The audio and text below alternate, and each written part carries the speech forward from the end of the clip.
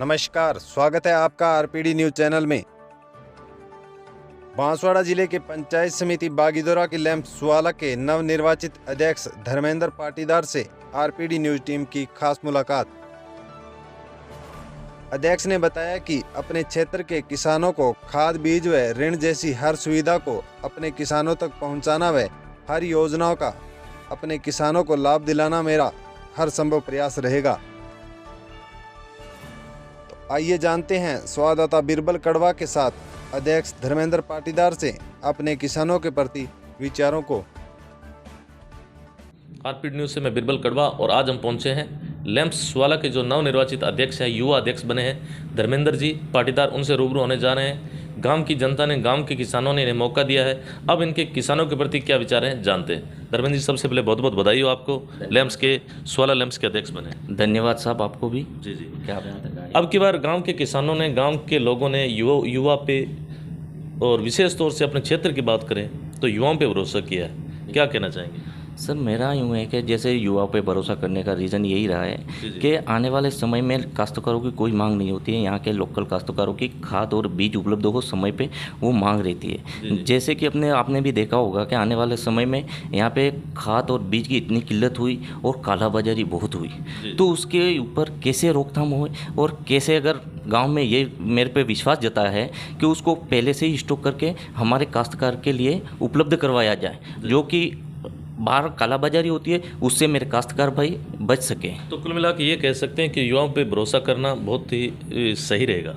बिल्कुल सर, युवाओं पे भरोसा करेंगे, उससे साथ उनका अनुभव, जैसे वरिष्ठ है उनका अनुभव भी मिलेगा, युवाओं की ऊर्जा और उन पे जो आत्मविश्वास, जो विश्वास यहाँ की जनता और मेरे गांव के लोगों ने मेरे पे किया है, उससे ये होगा कि युवा समय निकाल के आगे जो अपने पहचान है और वहाँ पे अगर कुछ करना पड़ता है वहाँ पे मिल मिला के अपने गाँव और अपने लैंप्स में खाद और बीज उपलब्ध करवा सके समय पे। जी, ये उद्देश्य है। पुराने राजनीतिक कैरियर के बारे में भी हम शॉर्ट शब्दों में जानना चाहेंगे। पहले किसी पद पे रहे हो या राजनीतिक संगठन से कोई जुड़ा हो? सर, मैं किसी राष्ट्रीय विचारधारा से जुड़ा हुआ हूँ और मैं पूर्व में मंडल उपाध्यक्ष से मैं आया हूँ और उसके बाद युवा मोर्चा मंडल अध्यक्ष रहा भारतीय जनता पार्टी के बैनर तले। उसके बाद अभी वर्तमान में भी मैं भारतीय जनता पार्टी बड़ौदिया मंडल में मंडल महामंत्री के पद पर वर्तमान में हूँ। तो कुल मिला के ये कह सकते हैं कि सुवाला के अंदर बीजेपी का बोर्ड बना। सर, ये जैसे आप न्यूज़ के मार्फत बीजेपी का कह सकते हो और मैं ना बीजेपी ना किसी पार्टी पॉलिटिक्स से परे। सुनने में आया कि यहाँ निर्विरोध। बिल्कुल सर, यहाँ पे जो काश्तकारों और भाइयों ने मेरे पर जो विश्वास किया है वो बिल्कुल निर्विरोध, सभी डायरेक्टर भी जीते बिना किसी राजनीतिक भेदभाव ना, बिना किसी राजनीतिक भेदभाव नहीं देखा। इसमें केवल युवा और अपने जो काम करने की शैली को देख के मेरे यहाँ के किसान भाइयों ने और मेरे सभी डायरेक्टर भाइयों ने मेरे को सहयोग किया और मेरे तो ये कह सकते हैं कि अब बिना किसी राजनीतिक भेदभाव के काम करवाएं। बिल्कुल सर, मेरा उद्देश्य ये है कि मैं मेरे गाँव और मेरे लैंप्स को मैं बांसवाड़ा जिले में किस प्रकार प्रोवाइड कर पाता हूँ और किस आदर्श लैंप के हिसाब से और किस हिसाब से इनको काश्तकार को बेनिफिट दिलवा सकता हूँ, उस पर ऊपर मेरी भूमिका रहेगी। मैं राजनीति से ऊपर उठ के इस कार्य को करूंगा और किसी के साथ भेदभाव नहीं रहेगा। जी। बात करते हैं अपने क्षेत्र की, तो सबसे अहम सुवाला के अंदर, जैसे लैंप्स के अंदर वर्तमान में कितनी पंचायतें आती है और यहाँ के किसानों की मुख्य समस्या क्या है?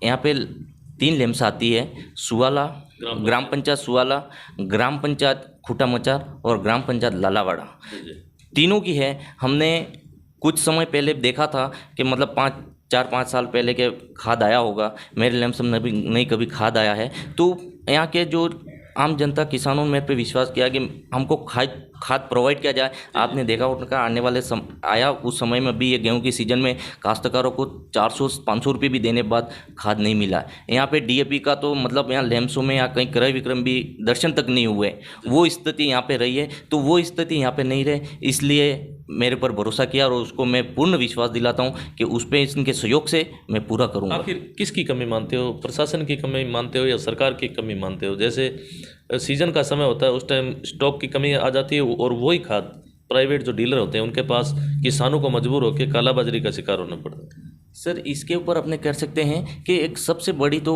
उसकी सरकार की कमी और मान सकते हैं। उसका रीज़न ये है कि सरकार अगर उपलब्ध करवाती, रैंक लगाती, अगर टाइम पे रैंक लगाती, जैसे व्यापारियों के पास तो खाद आ रहा है तो लैंप्सों के पास प्रोवाइड क्यों नहीं हो रहा है?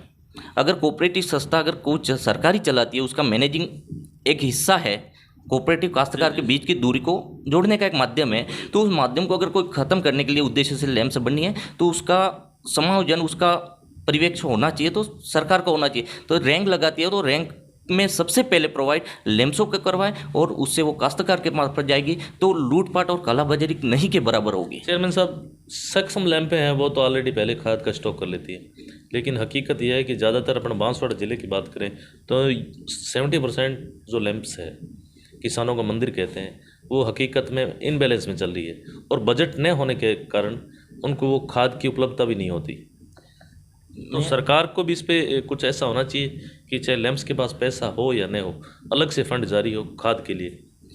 मेरा इसके ऊपर ये रीज़न है कि जैसे सरकार ने अगर कोऑपरेटिव संस्था बनाई है, मैं कुछ समय पहले डेयरी फेडरेशन से जुड़ा रहा, उसके बाद मैं कोऑपरेटिव सेंटर से जुड़ा रहा। मेरे को इतना तो अनुभव हो गया है कि अगर सरकार जब तक किसी कोऑपरेटिव संस्था का हस्तक्षेप नहीं करेगी तब तक वो कोऑपरेटिव संस्था ग्रोथ नहीं करेगी। और उसके लिए उसको ग्रोथ करवाने के लिए किसी प्रकार का बजट अगर आवंटित करती है तो बहुत ही उत्तम होगा, जिससे कि वो खाद है, गेहूं है, मक्का है, उसकी अगर प्रमुख चीज़ है। आप कोऑपरेटिव संस्था को बनाया लैंप्स को, उसका मूल उद्देश्य एक ही है कि काश्तकार के बीच में की दूरी को कम करना और काश्तकार को समय पे उस चीज़ का उपलब्ध करवाना अपना हमारी प्राथमिकता है। पूर्व सरकार ने यह भी किया था कि ट्रैक्टर वगैरह उनको जो मशीनरी चीज़ों के लिए भी एक प्रोवाइड किया था कि लैंप्सों को देंगे, उससे हम मतलब उसकी इनकम भी होगी, इस प्रकार का विचार किया था। क्या ऐसा दुर्भाग्य रहा कि इसी अच्छी योजनाओं को सरकार को बंद करना पड़ा जो कि प्रोवाइड नहीं हो पाई। अभी कुछ लैंप्सों में आई है, हर यहाँ पे जैसे ऑफलाइन रही होगी लैंप्स है तो वो माइनस में गई। अब अपना उद्देश्य ये है, अगर सरकार तो उस पर हस्तक्षेप करती है तो उसको प्रॉफिट में लाए और इसी किसी प्रकार का बजट देती है तो इस लैंप्सों को सुचारू रूप से चलाने में बहुत ही अच्छा योगदान सरकार का मिलेगा।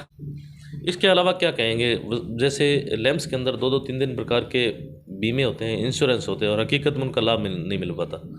सर इसका रीज़न मैं आपको बताऊं, जैसे मैं अभी वर्तमान में मेरे परसों तरसों ही ग्राम सेवक से मेरे चर्चा हुई, ग्राम सेवक AAO से चर्चा हुई है कि जैसे हमारे इस क्षेत्र में बांसवाड़ा ज़िले में रिलायंस इंश्योरेंस कंपनी को उन्होंने दे दिया है। तो हमारा क्रॉप कटिंग करवाई थी उन लोगों ने, क्रॉप कटिंग करवा के पूरे बांसवाड़ा जिले में अगर यहाँ का बहुत ज़्यादा खराब हुआ, यहाँ काश्तकारों को ये मतलब अगले सीजन में बोने के लिए सोयाबीन उपलब्ध नहीं रहा। तो इसे में ग्राम सेवक पटवारी जो क्रॉप कटिंग वहाँ कंपनी के बंदे भी आए थे और हमने देखा कि वहाँ पे नहीं के बराबर वहाँ पे उस सोयाबीन का प्रोडक्शन हुआ।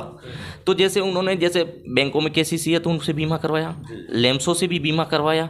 तो मेरे को दुख ये होता है कि काश्तकार को अगर बीमा करवा दो तो अभी कोई उसने कंपनी ने रिलायंस ने अभी कोई नोटिफिकेशन जारी कर दिया, ऐसा उस नोटिफिकेशन में अभी मैं कुछ समय पहले अभी ITI लगा के मैं उसकी जानकारी लूँगा। उसके बाद मैंने भी गाँव वालों को बोला कि अपने 5-50 लोग मिलकर कलेक्टर साहब से मिलेंगे, ज्ञापन भी देंगे कि ऐसी आवश्यकता कंपनी को कहाँ हो गई। यहाँ का काश्तकार मर रहा है, रो रहा है, बिलक रहा है। उसके बाद आपने ऐसा नोटिफिकेशन वहाँ से ऐसा कोई उन्होंने प्रस्ताव पारित किया कि आने वाले 3 साल में प्रीमियम तो लेंगे पर यहाँ की जनता को जो बीमा हो रहा है, जो राशि हो रही है वो भी नहीं मिलेगी और आने वाले में 3 साल तक ऐसा कोई बीमा क्लेम कर नहीं सकते, ऐसा कोई उन्होंने नोटिफिकेशन जारी किया है। ये मेरी जानकारी में आया है। तो उसके लिए मैंने अभी गाँव वालों से और मेरे किसान भाइयों से चर्चा की है। तो हम जाके कलेक्टर साहब से मिलके इस विषय को भी एक रूपरेखा तरीके से उसको समाधान करवाएंगे। अगर ये कंपनी मान जाती है ठीक है, अगर नहीं मानती है तो मैं यहाँ के मेरे किसान भाइयों को लेके उपभोक्ता में भी जाके इसके खिलाफ और इनके हक का जो पैसा है, प्रीमियम तो हमने भरा यहाँ के काश्तकारों ने, उसके बाद अगर वो पैसा नहीं देती है तो उसके खिलाफ मैं उपभोक्ता में जाके केस करके भी वो पैसा इस काश्तकार भाइयों को दिलवाऊंगा। जैसे बात करता हूँ आप वहाँ से KCC राष्ट्रीयकृत बैंकों से भी है, उसके बाद उसकी ही प्रीमियम अगर यहाँ कोऑपरेटिव संस्था से भी आप काट रहे हो तो उन्होंने मेरे को जानकारी ये मिली कि भाई साहब ये है कि अपने या तो बीमा दोनों जगह मिलना चाहिए। हाँ, अगर वहाँ का काश्तकार 2 जगह प्रीमियम भर रहा है तो उसको 2 जगह बीमा मिलना चाहिए। इन्होंने भी ये पॉलिसी बनाई कि जो काश्तकार पैसा तो भर रहा है, दोनों जगह भर रहा है तो बीमा कहीं एक जगह ही मिलेगा। और ऐसे काश्तकार है जिनका KCC नहीं है तो ऐसे काश्तकारों को चिन्हित करके ग्राम सेवक के माध्यम से या पटवारी साहब के माध्यम से उनका भी बीमा होना चाहिए तो उन काश्तकार भाइयों का कोई बेनिफिट हो सकता है, प्रत्येक किसान को लाभ मिलना चाहिए। इसके अलावा क्या कहना चाहेंगे, इस क्षेत्र के लोगों ने आपको मान सम्मान दिया, उनके लिए 2 शब्द। सर इन सबका मैं धन्यवाद करना चाहूँगा मेरे गाँव और मेरी तीनों पंचायत के जनता का और किसान भाइयों का, जो कि उन्होंने पूरी बॉडी को निर्विरोध जिता के और मेरे को चेयरमैन निर्विरोध जिता के जो विश्वास जता है उसको मैं पूर्ण ईमानदारी और पूर्ण राजनीति तरीके के भेदभाव रहित राजनीति के तरीके से उनको पूरा करूंगा और उनके बीच में हर किसी प्रकार का कार्य होगा तो उसके बीच में रहूंगा और उनका पूरा आदर और सम्मान मैं लैम्स में भी करूंगा और आम तौर पे भी मैं करूंगा और उनको साथ लेके चलूंगा। जी जी।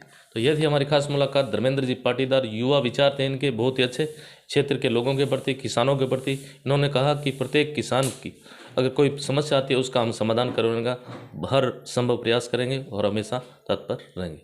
धन्यवाद धर्मेंद्र जी, आपने समय दिया, बहुत बहुत धन्यवाद। आपको भी धन्यवाद सर।